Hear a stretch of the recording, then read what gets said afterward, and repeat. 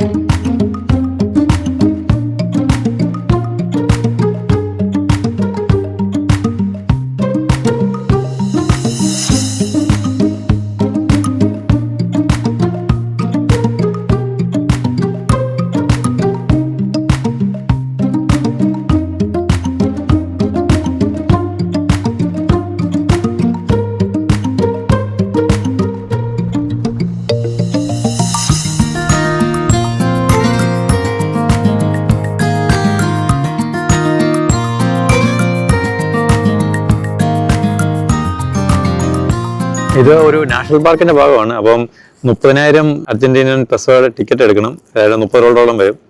അതെടുത്തിട്ടാണ് enter ആയത്. ഒരു ദിവസത്തേക്കാണ് ഈ 30,000.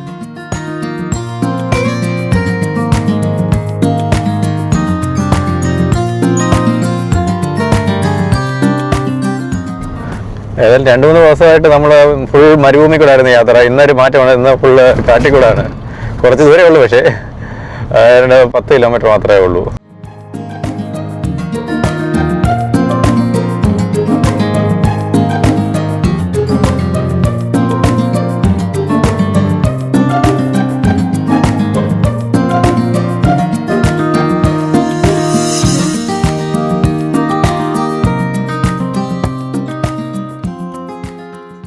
നമ്മളങ്ങനെ റോഡിൻ്റെ എൻഡിലെത്തി. ഇതാണ് ലാസ്റ്റ് ഡ്രൈവ് ചെയ്ത് പോകാൻ പറ്റുന്ന റോഡ് സൗത്തിൽ. ഇതിനപ്പുറത്തോട്ട് ഇനി നമുക്ക് ഡ്രൈവ് ചെയ്ത് പോകാൻ പറ്റില്ല. നമ്മളങ്ങനെ 23,000 കിലോമീറ്റർ ടൊറൻറ്റോയിൽ നിന്ന് ഡ്രൈവ് ചെയ്താണ് ഇവിടെ എത്തിയത്. വണ്ടിക്ക് യാതൊരു പ്രശ്നങ്ങളൊന്നുമില്ലായിരുന്നു.